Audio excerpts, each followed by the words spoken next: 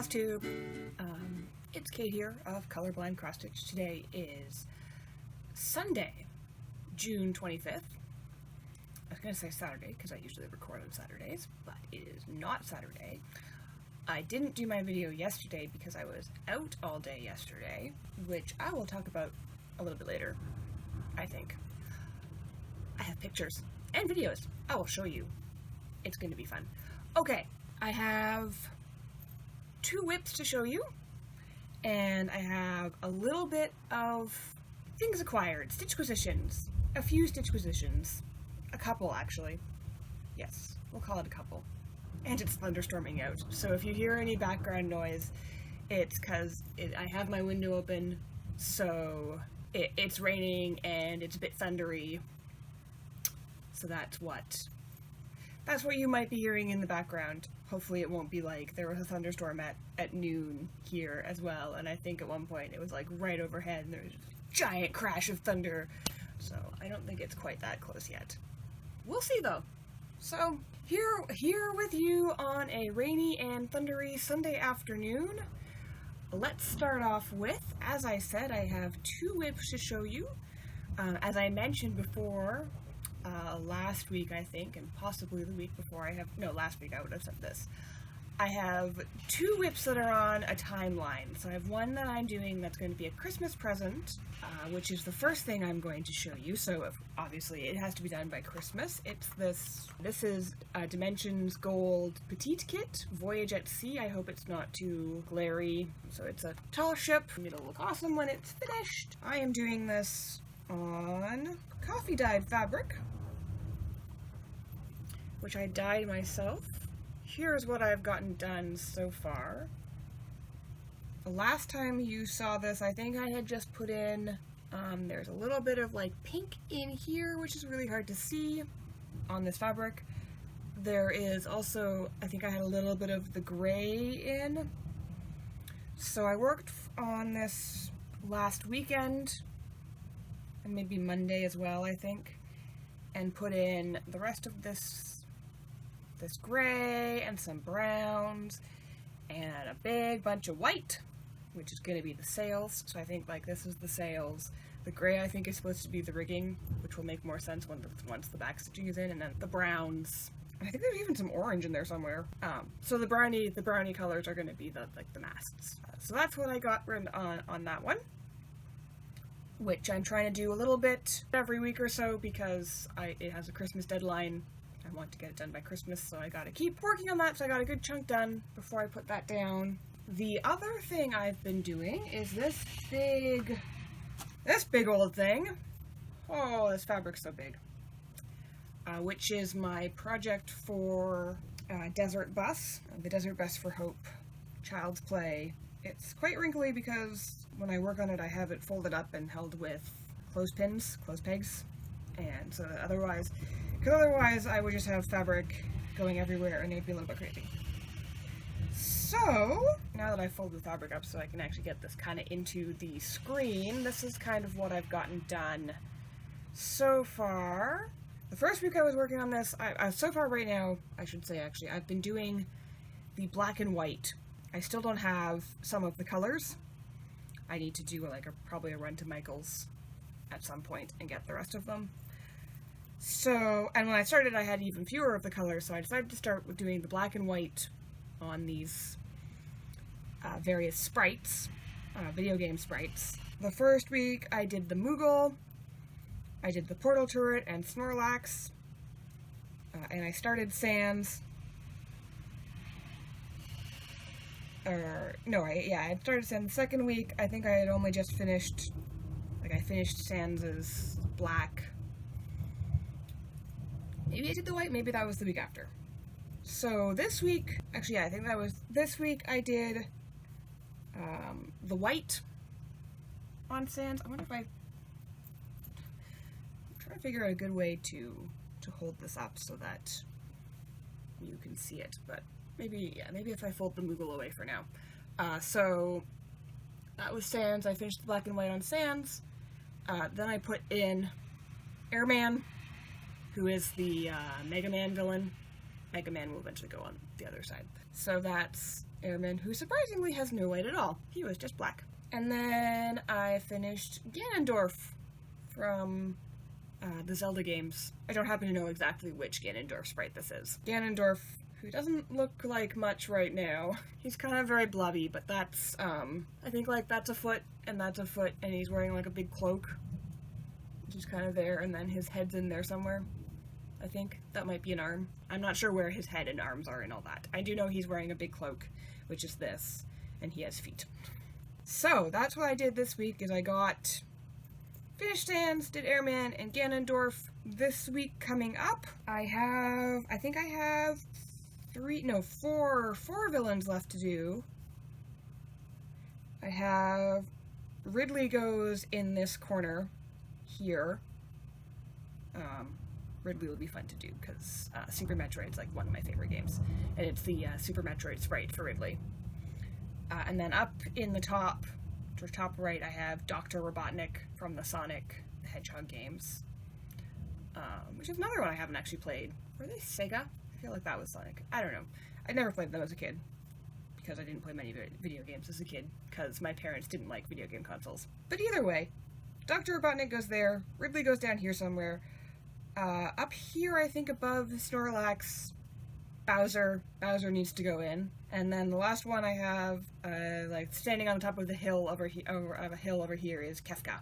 So I have 4 villains left to do. I don't know if I'll get them all done this week because I know Dr. Robotnik has a lot of black, and I think Ridley has a lot of black. So Kefka should go really quickly because Kefka's like the size of the Moogle.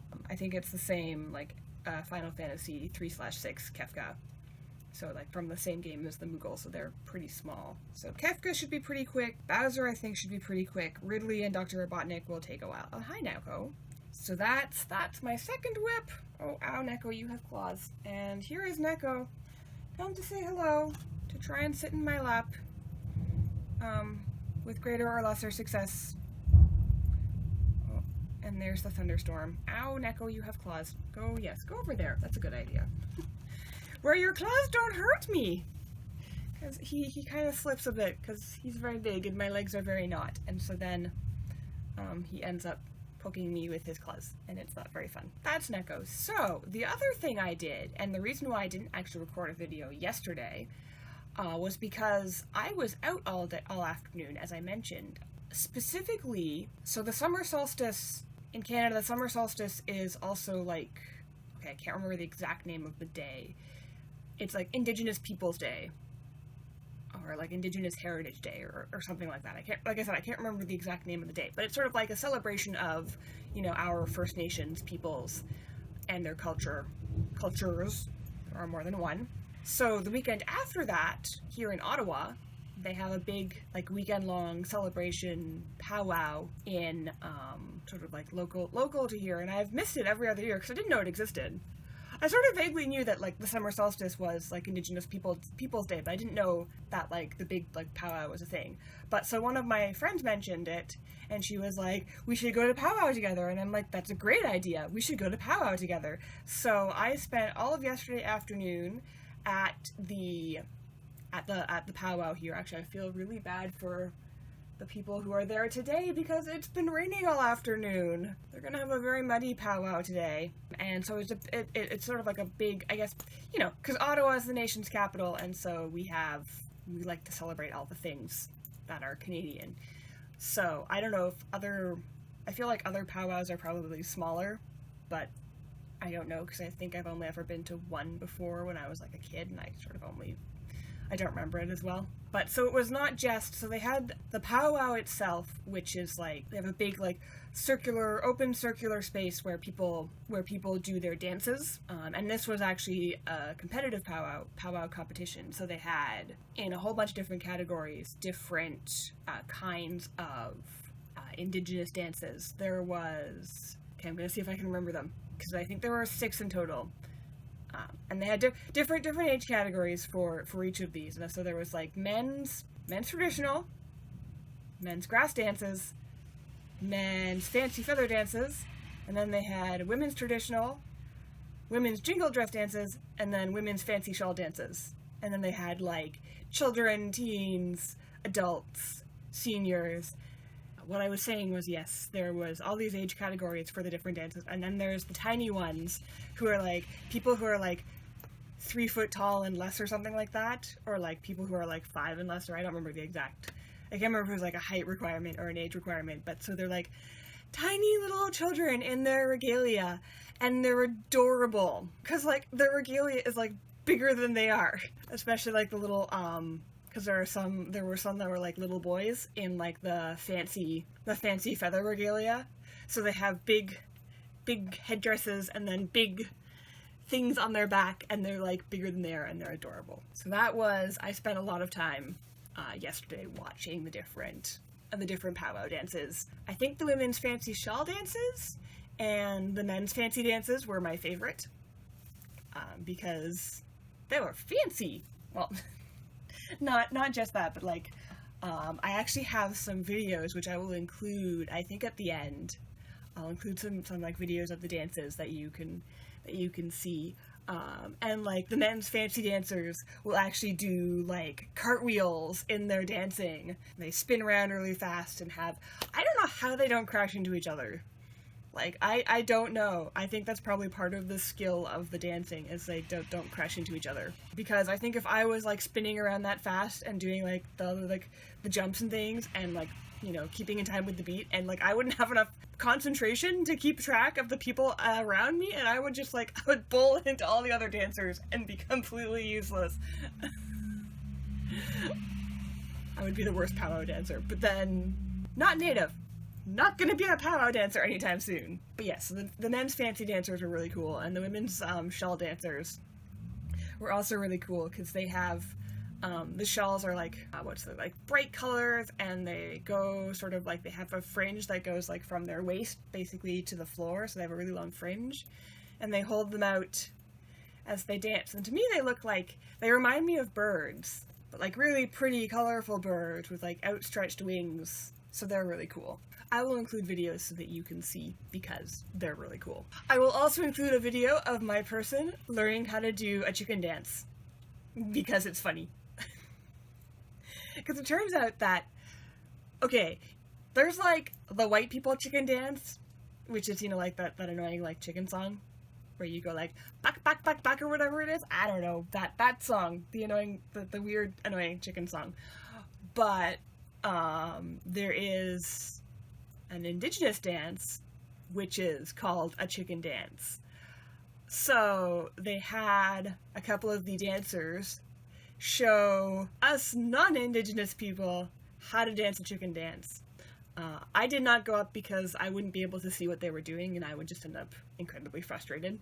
But I did record a video of my Christopher learning how to chicken dance, and the other like spectators learning how to chicken dance, which is pretty great. And then I bought things, because one of the things about the powwow is they have their like powwow circuit, which is like the competitive. This one was a competitive powwow, and then also just dancing. And most of the dancing is stuff that you can take pictures of or record, and that's fine. Like all the competitive dancing, they do have a couple things where it's sort of a very ceremonial, like special dancing, so you don't take pictures during that time. So they do a grand entry, and the grand entry is basically all of the dancers come in at once, and they're all dancing, all in their regalia, and it's just, the circle is just full of the dancers doing their different dances, and they bring in like, they have flags and like their sort of like eagle staff, I think they called it, which is sort of like a big like long feathered sort of staff banner kind of thing going on. Like, it's just like made of feathers. And so that's one of those things where you don't take pictures. The other thing where you don't take pictures is if a dancer loses a feather, that's kind of a big deal.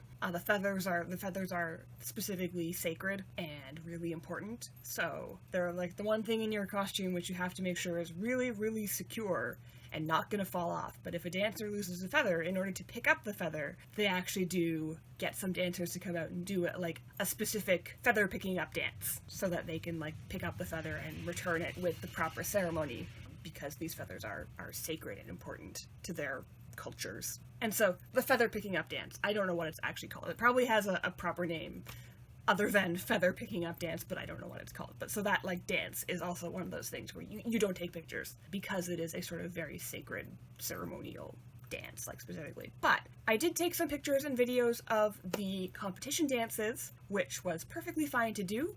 I will put those in at the end so that you can see, because I think they're really super cool. The other thing they have is a bunch of vendors selling a bunch of different stuff. This is where my stitchquisitions come in, because yes, I got stitchquisitions at the Pow-Wow. I actually bought 3 things.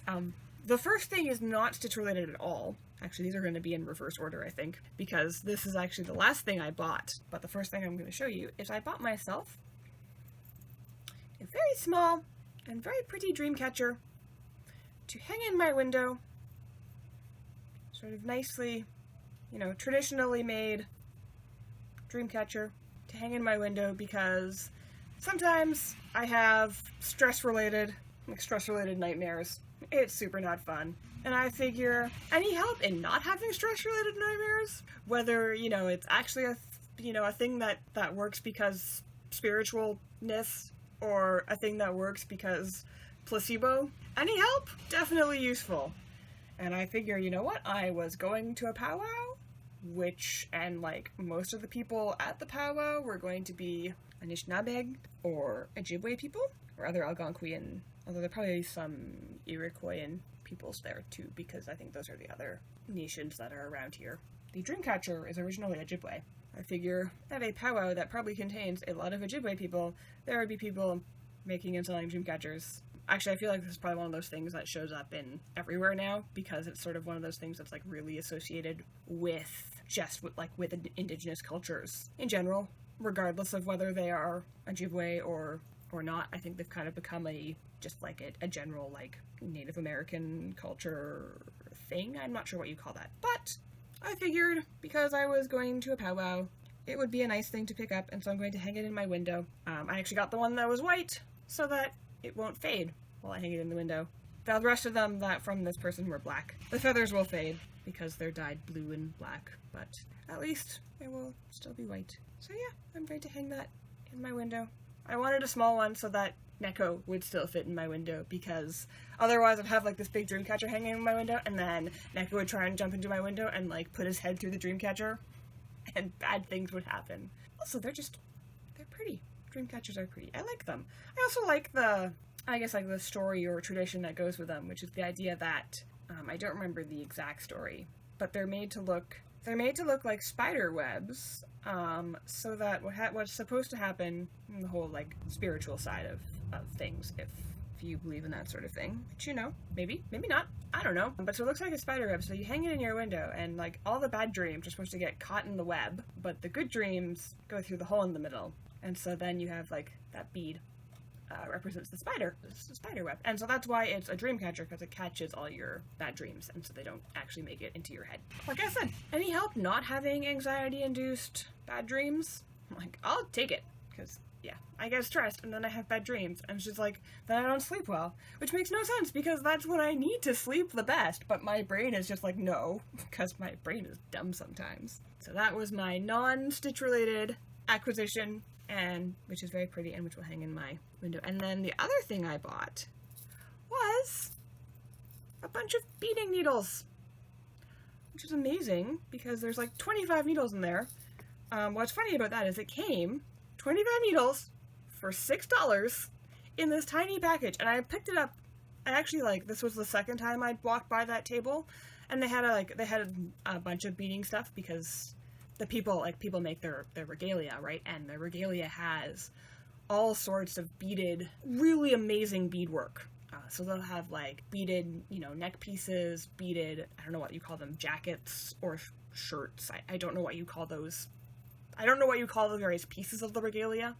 Beaded headbands, beaded earrings, beaded hair things, beaded pants or skirts or shirts, or just beading everywhere, and amazing beading.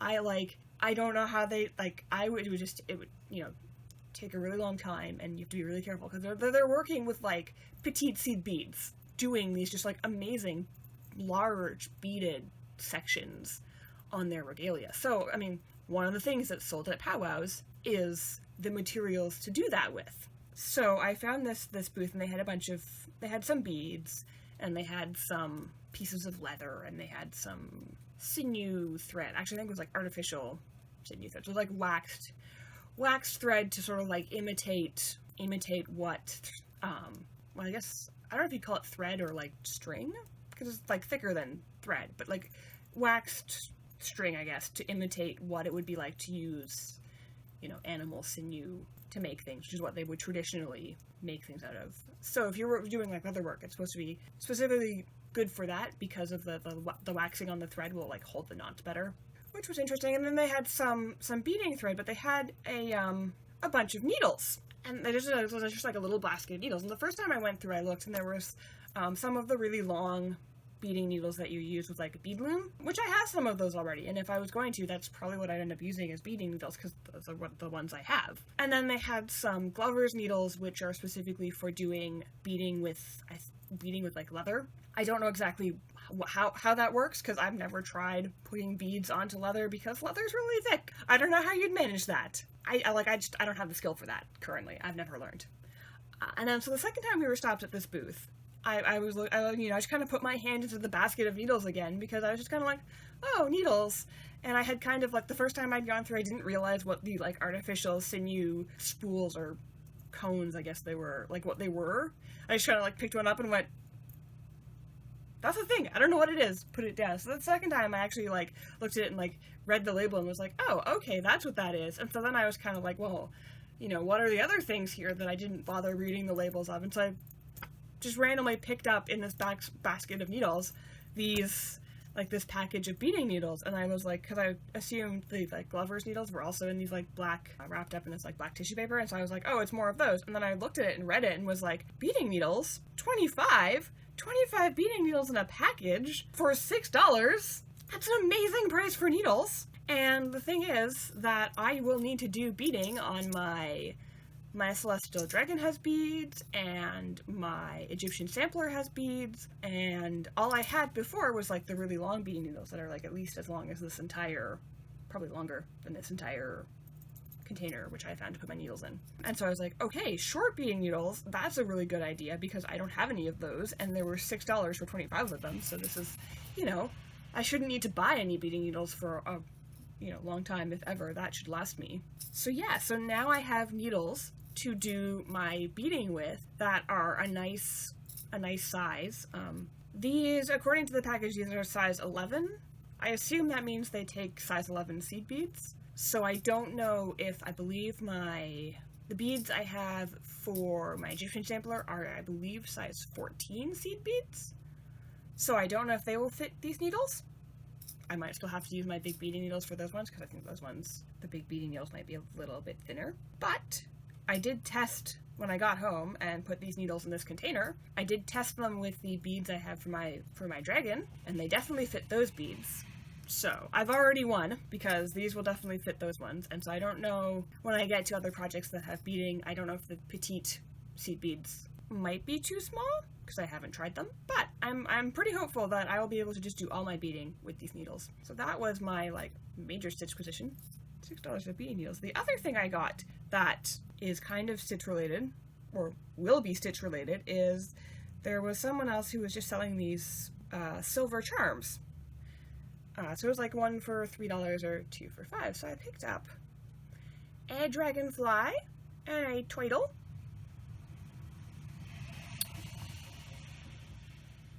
Miss Quidesi? Maybe that's what a turtle is. I gotta look it up, because turtle was one of those words I actually know in Ojibwe. I couldn't remember it for like the entire powwow, but I know I think it's Miss Quidesi. I'm probably mangling that. That just popped into my head, and it was bugging me all day yesterday, because I'm like, it's one of the words I've seen a lot, so I know what it is, but I can't remember it, which happens. So yeah, so I got a dragonfly and a turtle of these pretty silver charms. And what I'm thinking I'm going to do is I'm going to have to look up videos on how to do it, because I've never done it before, but I'm sure there will be tutorials online or on YouTube, is I want to try and make them into scissor fobs, because I feel like they are sort of like a really nice size to do for the ends of scissor fobs. And so I could have a dragonfly and a turtle on my scissors, and I think that'd be really pretty. And I have along with the random millhill beads I have for various projects. I do have a stash of different kinds of other beads from when I used to do sun beading. Not like the beading I saw at the Pow-Wow yesterday. I was never that good. But I did get a bead loom in high school and did some beading with that, so I do have a small beading stash. I figured I would go through, pick out some beads, see how to do it, and make scissor fobs out of my little dragonfly and my little turtle, and see how that works and see how I like them, and because I thought they were pretty. So that was that. So that's a Stitchquisition, and this is a Stitchquisition. I'm so happy about these needles. $6! 25 needles. That was all the things and then I had an Indian taco, which is neither Indian nor a taco, but it is delicious.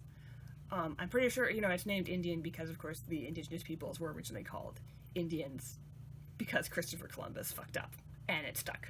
Or at least the story goes that Christopher Columbus fucked up. Maybe someone else did, and that's how we ended up with Indians, but the story goes that Christopher Columbus landed in America and went, "Aha, I've reached India!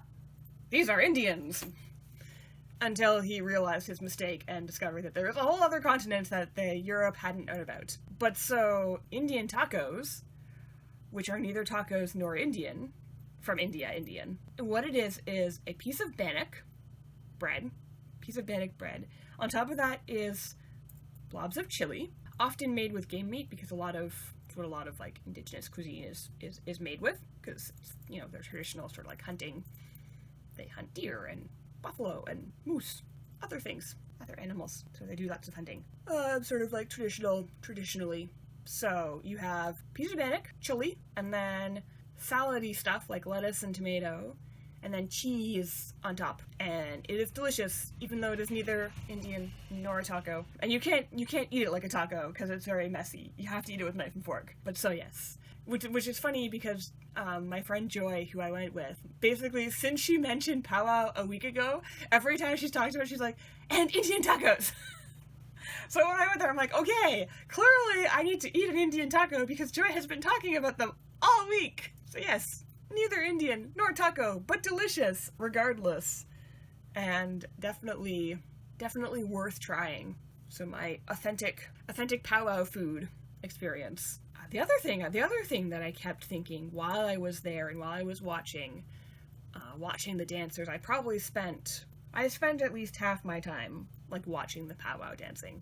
It's just really fun, and like their costumes are so colorful and really pretty, and it's also them able to celebrate their cultures, their indigenous people's cultures. I mean, I think that's really cool, especially because my thing, if you will, like my PhD, I'm doing my PhD in linguistics, and specifically I'm working on verbs and the verbal domain in Ojibwe. And the reason why I ended up working on Ojibwe specifically is because there's a professor here that works on Ojibwe.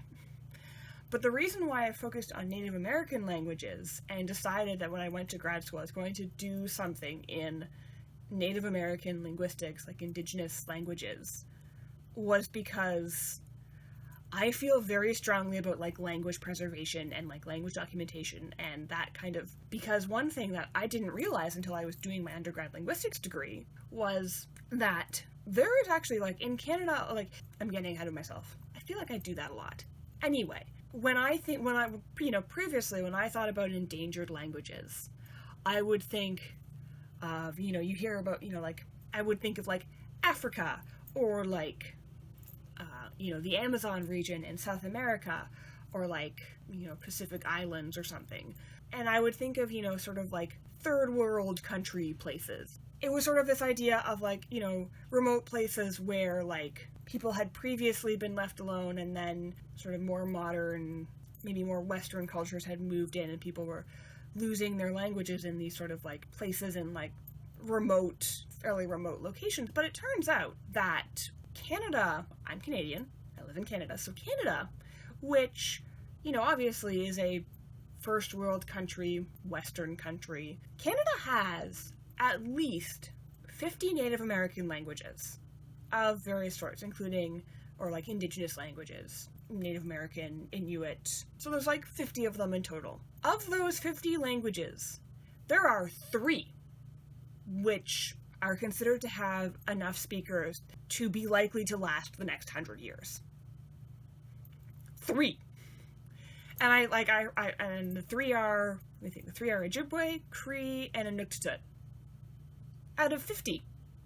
So that's 47 languages, which are in real danger of dying out in the next 100 years. And I don't know how many more there used to be. There probably was more than 50 at one point. But yeah, and I read that and I heard about that and I was like, how is it that, we who are a modern, forward-thinking, country have let this happen? I mean, I know the answer to that. The answer to that is like back in the day and recently enough to still be in living memory for people who I think went to, who are, still alive, older, but still alive. There was like the whole like residential school program and things like that, which were designed to wipe out the indigenous cultures and the indigenous languages because they were assumed to be, savages and uncultured and unenlightened and generally just bad, which is an unhappy part of our history. Like, that is not a good thing in any way, shape, or form. And, I mean, I'm kind of ashamed that it's a thing that happened in my country and recently enough to still be in living memory. I mean, in the same way that, like, in the US, segregation between, like, black people and white people happened, quite a while ago. It's been, a long time since it's been no longer a thing, but it's recent enough to still be in living memory. There are still black people alive who remember being segregated. So, I mean, it's the same kind of thing. I think like the US probably also had like the whole residential school thing going on back in the day with like the indigenous peoples.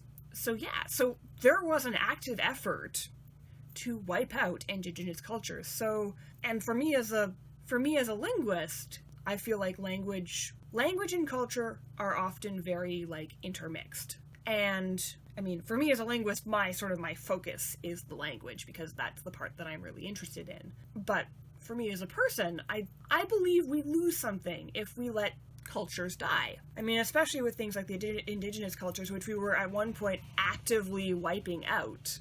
And we as linguists definitely lose something when minority languages die out. Because linguistic diversity can teach us a lot about languages, about how different languages work, about how the human brain figures out language and uses language and like the parts of language. So like as an academic and a linguist, I think that, language preservation is really important because we can learn a lot from the diversity of languages that exist and from minority languages. But for me as a person, I think cultural diversity is also important, and that, we as a society, as a culture, even as a species, if you will, that sounds really weird, but like humanity as a whole is diminished by losing some of our cultural diversity. So watching, people yesterday at the Pow-Wow being able to celebrate their indigenous roots and do their traditional dances, have their, their really fancy, amazing looking regalia, and just being able to like wear it and do their dances and have it be a celebration that, they could do their thing. They could do their thing in public and show it off to non-indigenous peoples and have it be celebrated and, have that as like a gathering and a celebration and a thing that like everyone can take part in. I think that's great. I think that's super amazing and wonderful because not so long ago, I mean, long enough ago that, like, obviously me and my generation don't remember it, but, long enough that, people who are alive can remember when that would have just been like, no, you don't do that. That's bad because, indigenous cultures are bad and need to be wiped out, and you don't, like, you're not allowed to speak your language, you're not allowed to do your culture, you're not allowed to, like, nope. Like, that used to be a thing, but now there's still lots of work to do in terms of cultural preservation and language preservation and that kind of thing in keeping these languages alive so that, maybe with more work we can have more than 3 indigenous languages survive into the 22nd century. But, it's a step in the right direction in that kind of idea. And so that, to me, is really super important and really, really good to see and made me really happy. If that makes any sense and isn't just weird. I don't know. I feel like it's one of those things that I feel really strongly about, but I feel like people don't think about very much. And it's one of those things where even if people of the culture now aren't necessarily interested in learning their heritage language, or their children aren't necessarily learning their heritage language, language preservation is important, like I said, for preserving linguistic diversity and for what that can teach us about language in general, but also so that if people down the line want to learn their language, the material is there and available for like language revival or language revitalization in the future, if that's a thing that these people believe they want to like take part in. And it was actually interesting, last May, so like a year ago in May, I went to a semantics conference, which was semantics of underrepresented languages of the Americas, or SULA. And one of the so it's all like indigenous languages. Well, not necessarily, because there were some presentations on, I think, Portuguese as an underrepresented language in the Americas, but it's mostly indigenous languages, because that's mostly what's underrepresented. And one of the people they had do a special presentation was, the conference took place in Santa Cruz, California. So they had someone who was from one of the California indigenous people come in, and he talked about how he and people, in his group, community, I don't know what you call them, nation, tribe, I'm not sure what the correct term is. We'll go with community. He and his community were working to revive their cultural language that had been wiped out. They have no current speakers. The last couple fluent speakers, I think, died. I don't remember when they died. They had people who could vaguely remember hearing the language as children, but didn't know how to speak it. And I can't remember what the linguist's name was now, but there was a linguist who went and documented just a bunch of Native American languages. And he had documented this language. So they had basically his notes on the language's grammar, and they had, his like translations and things of like their stories and stories and things written down in this language. And so they were taking this man's notes. They had very, very few recordings. This guy, I guess, went around like the 20s. And so they had recordings of like a very few of their sacred songs on like wax cylinders. So we're not even talking like records. These were like wax cylinders of these recordings of these sacred songs, and that was literally the only recorded like sound recordings they had of their language. And they had this guy's notes and whatever he'd published.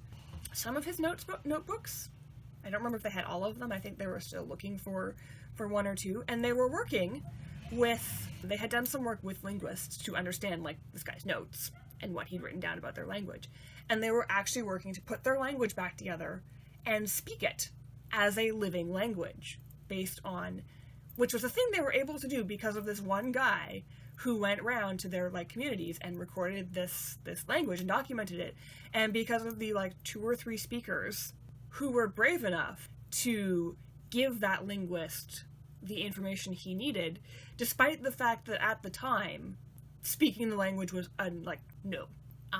you could be like punished for it. Like, I think it was like illegal, but these 2 or 3 speakers went and did it anyway and gave this linguist the chance to document this language, which now, 50 or 70 years later, people were taking those notes and revising that language, reviving, that's the word I'm looking for, reviving that language and speaking it as a living language as much as they can. And that sort of thing is, that's the sort of thing that I would love to be a part of.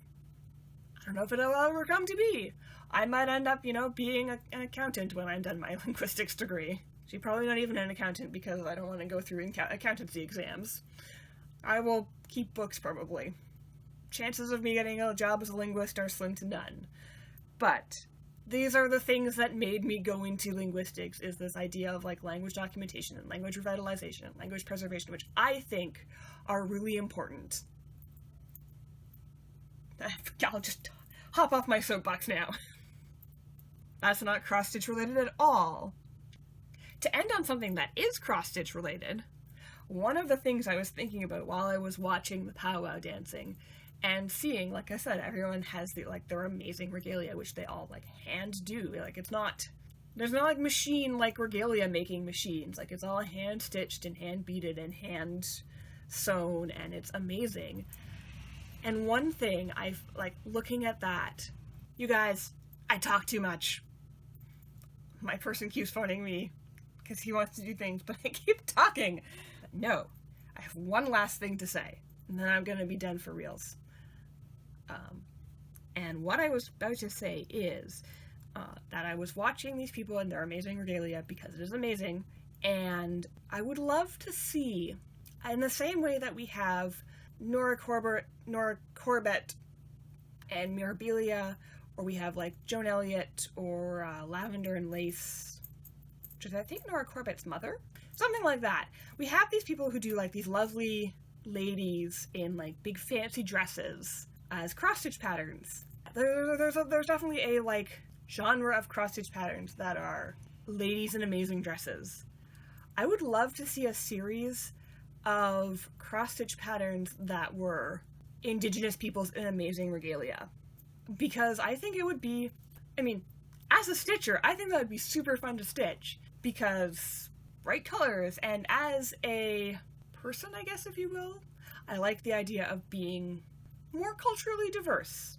A lot of Nora Corbett and Lavender and Lace, Joan Elliott, most of the ladies I've seen are all white. There are some they're in beautiful dresses and things, and they're in a diversity of costumes, I guess, if you will. But it would actually be really neat to see. And I've seen some Oriental ladies, I think, in kimonos, or that kind of thing, Japanese ladies. I've seen a couple of those. But I think it'd be really neat to have a series of multicultural ladies. Because I was thinking about this in regards to the regalia that I was watching yesterday. The people wearing regalia that I was watching yesterday. I wasn't just watching the clothes, but the people in the clothes. It'd be really super cool to do patterns of, these people in their regalia, and as a celebration of their super cool cultural costumes, and as a thing that would be super fun to stitch. Because they're full of bright colors and fancy beadwork and feathers and fringes and all sorts of fun stuff that I'm sure you could do. Hell, if you wanted to be super fancy, you could even bead the beadwork. Not in as much detail as there is actual beadwork if you were doing cross stitch size, because they do their beadwork with seed beads. If you were using seed beads to cross stitch with, you wouldn't get, you know what I mean. But yeah, you could do you could add beads and feathers and fringe, suede, and you could do all this really cool costuming things with, doing pictures of people in their regalia, dancers. And there's a whole bunch of different, everyone's regalia is different because they all make it themselves. And even within one style, there's variations on the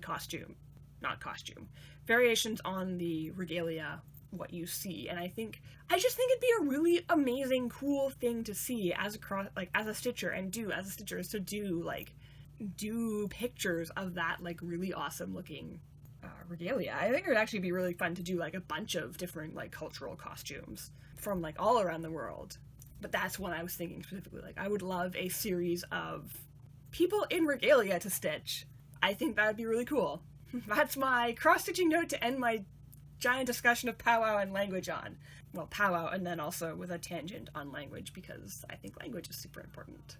I will include some pictures and videos right after this. But for now, thank you for watching. If you've stuck with me this far, that's super great. Thank you. Please feel free to comment, subscribe if you'd like to see more of me. And I will talk to you next week. Bye!